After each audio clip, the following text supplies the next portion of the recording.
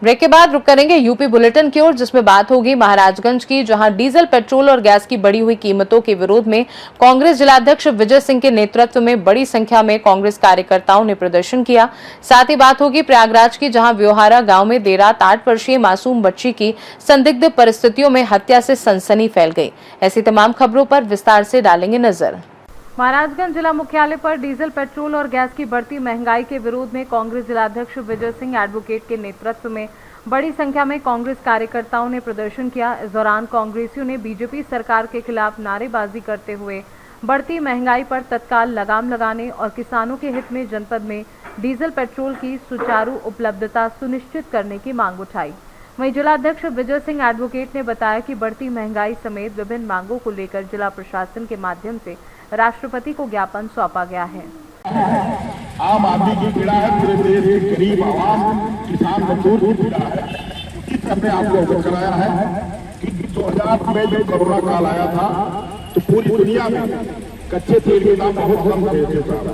उस समय जो कच्चे तेल के दामों के बाद आप जनवरी के अंत फरवरी 2026 के बीच में तेल कंपनियों को 40 लाख करोड़ रुपए का जो फायदा हुआ, उसका लाभ अब भारत की जनता को देने का समय आया है। उसी की बात को लेकर के आज हम लोग मूल्य वृद्धि के सवाल पे, पेट्रोलियम पदार्थों के न मिलने के सवाल पे आप धरने पे बैठे थे। आपके माध्यम से महामहिम राष्ट्रपति को ज्ञापित करते हुए हम आपसे आग्रह करेंगे कि इसको यथाशीघ्र महामहिम राष्ट्रपति के पास भेजने खर्च करें और स्थानीय स्तर पर जो प्रशासनिक स्तर पर हो सकता है कि आप कंपनियों के बिक्री अधिकारी, उनके डिविजनल मैनेजर के ऊपर दबाव बना करके महाराजगंज जिले में डीजल और पेट्रोल की आपूर्ति व्यापक मात्रा में सुनिश्चित कराए, जिससे कृषि प्रधान जो जनपद है, इसके किसानों को समय से डीजल और पेट्रोल मुहैया हो सके। आप सबका बहुत बहुत धन्यवाद। महाराजगंज से सीनू संवाददाता अंगद शर्मा की रिपोर्ट।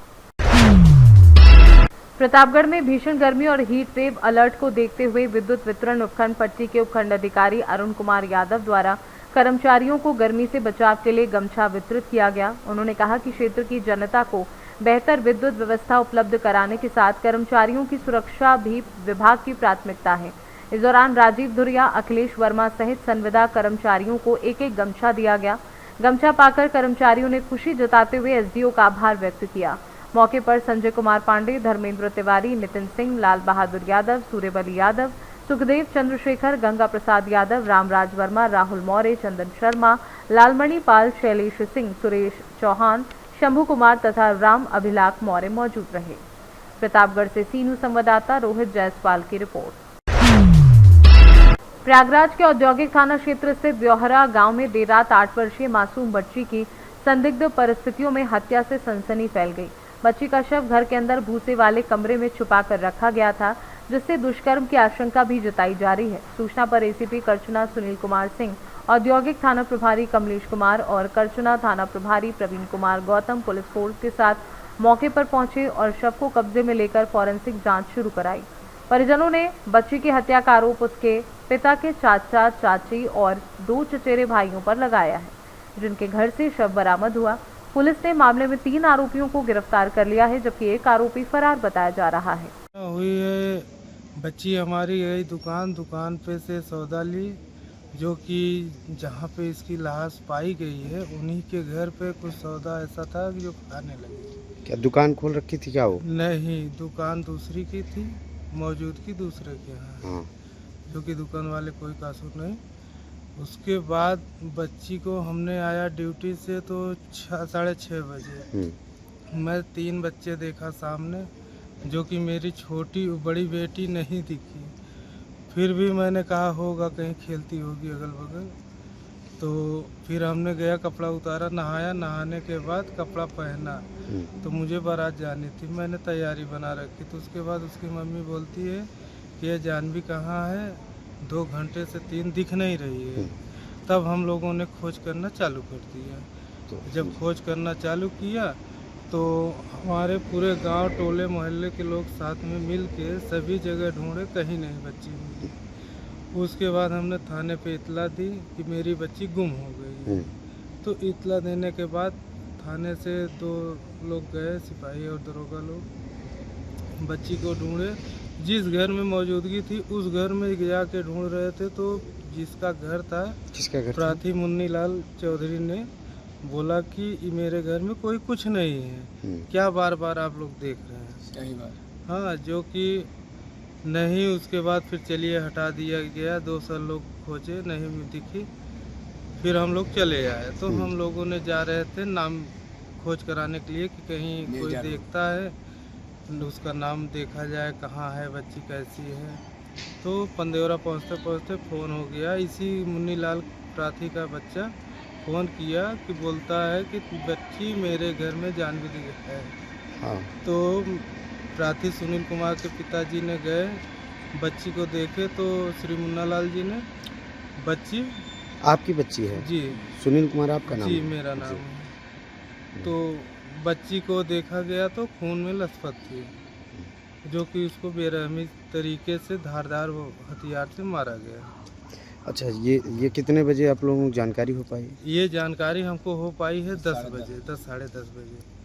10 बजे तो हमने आया, इतला दिया। क्या लगता है कौन मार सकता है आपके? अच्छा, मुन्नी लाल कौन है? देखिए सर, मुन्नी लाल हैं, वो हमारे चाचा जी हैं। गीता देवी मेरी चाची जी हैं, सगी चाची है? सगी चाची हैं। और करण है, चाचा के लड़के हैं। राहुल है, ये भी चाचा के लड़के हैं। प्रियांशु है, ये भी चाचा के लड़के हैं। हाँ। जो कि इस समय प्रियांशु गायब है, मौजूदगी में मिला नहीं है। क्या नाम है आपका? मेरा नाम सुनील कुमार चौधरी। कितने बच्चे हैं आपके? मेरे 4 बच्चे हैं। क्या नाम 2 है? बेटियां हैं, 2 बेटे हैं। क्या नाम है? बड़ी बेटी का नाम, जिनका देहांत किया गया, बेरहमी से मारा गया, उनका नाम था जानवी। उनसे छोटी बच्ची है मानवी। मानवी से छोटी बच्चा है सुमित। सुमित से छोटा बच्चा है शुभ्यांश। अच्छा, आपके पिताजी कितने भाई हैं? मेरे पिताजी 4 भाई हैं। तो ये जो मुन्नी लाल हैं वो कितने? ये चौथे नंबर है, सबसे छोटे हैं? सबसे छोटे हैं। क्या आपकी कोई रंजिश रही हो या किस तरीके कोई? नहीं, ऐसी रंजिश के बारे में तो कोई रंजिश नहीं थी हमारी इनकी। अब ये इनकी मूड की बात है, दिमाग की बात है कि ये क्या अपने मन में सोच रखे थे, क्यों ऐसा किए। भाई जो भी किए हैं, हम तो यही कहेंगे कि इनको कड़ी से कड़ी सज़ा दी जाए। और हमारे प्रशासन से अपील है कि ये जिस लायक कर्म किए हैं उस लायक इनको सज़ा दी जाए। परिचय दे दीजिए अपना। मेरा नाम सुनील कुमार चौधरी, जो कि ब्यौरा के ही निवासी है। आपकी बच्ची है? मेरी ही बच्ची है जानवी देवी। उम्र क्या है जानवी की? उम्र है उनकी 8 वर्ष, जो कि मेरा उम्र है 31 वर्ष। प्रयागराज से सीनू संवाददाता मंगला प्रसाद पटेल की रिपोर्ट। सुल्तानपुर के अखंडनगर थाना क्षेत्र में सोमवार देर रात पुलिस और गौकशी के वांछित आरोपी के बीच मुठभेड़ हो गई, जिसमें जवाबी फायरिंग में आरोपी घायल हो गया।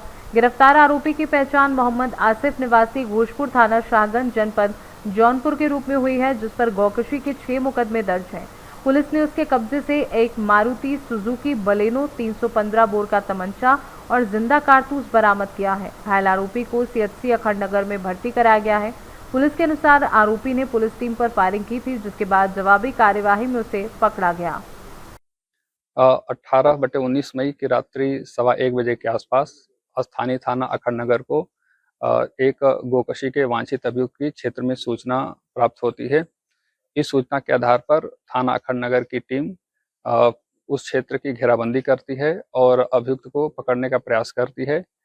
इस दौरान अभियुक्त के द्वारा स्थानीय पुलिस पर फायरिंग भी की जाती है। जवाब में थाना अखंडनगर की टीम के द्वारा आत्मरक्षा हेतु फायर किया जाता है, जिसमें उक्त अभियुक्त घायल हो जाता है और उसकी गिरफ्तारी भी की जाती है। अभियुक्त के पास से एक बोलेनो गाड़ी, जो कि गोकशी की घटनाओं में उसके द्वारा प्रयोग किया जाता है, वह बरामद हुई है एवं साथ ही साथ एक 315 बोर का तमंचा और एक कारतूस जिंदा वो भी बरामद की गई है। पूछताछ करने पर उसने अपना नाम मोहम्मद आसिफ पुत्र मोहम्मद मुजफ्फर निवासी घोषपुर थाना शाहगंज जिला जौनपुर बताया। उक्त अभियुक्त के ऊपर गोकशी के 6 मुकदमे भी दर्ज हैं पूर्व में से। और विगत कुछ दिनों पहले थाना जयसिंहपुर में गोकशी की एक घटना हुई थी, उसमें उसके भी संलिप्तता की बात प्रकाश में आई हुई है। इलाज हेतु उसको CHC अखंडनगर भेजा गया है। कानून व्यवस्था की स्थिति सामान्य है। अग्रिम विधिक कार्रवाई की जा रही है। सुल्तानपुर से सी न्यूज संवाददाता दिनेश सिंह अग्निवंशी की रिपोर्ट। सुल्तानपुर के कुशभवनपुर नगरी स्थित ग्राम सभा अफलेपुर में राम बहादुर मौर्य के आवास पर आयोजित श्रीमद् भागवत कथा ज्ञान यज्ञ के छठे दिन भक्ति, संस्कृति और आध्यात्मिक चेतना का अद्भुत संगम देखने को मिला। पंडित मनीष पाराशर ने भगवान श्री कृष्ण और माता रुक्मणी विवाह प्रसंग का भावपूर्ण वर्णन करते हुए प्रेम, मर्यादा, समर्पण और धर्म का महत्व बताया। उन्होंने जल संरक्षण, प्रकृति सम्मान, सेवा, संस्कार और गुरु भक्ति का संदेश देते हुए कहा कि जल है तो कल है। कथा के दौरान श्रद्धालु भक्ति में झूम उठे और पूरा परिसर जय श्री कृष्ण के जयघोष व भजन कीर्तन से भक्तिमय हो गया। इस दौरान नगर पालिका अध्यक्ष प्रवीण कुमार अग्रवाल, सभासद मगरू प्रजापति, सर्वेश कुमार सिंह, गौरक्षा प्रदेश प्रभारी सहित तमाम गणमान्य नागरिक उपस्थित रहे। सुल्तानपुर से सी न्यूज संवाददाता शिव प्रसाद मौर्य की रिपोर्ट। यूपी बुलेटिन में फिलहाल के लिए इतना ही। देश दुनिया की बाकी खबरों को जानने के लिए आप देखते रहिए सी न्यूज भारत।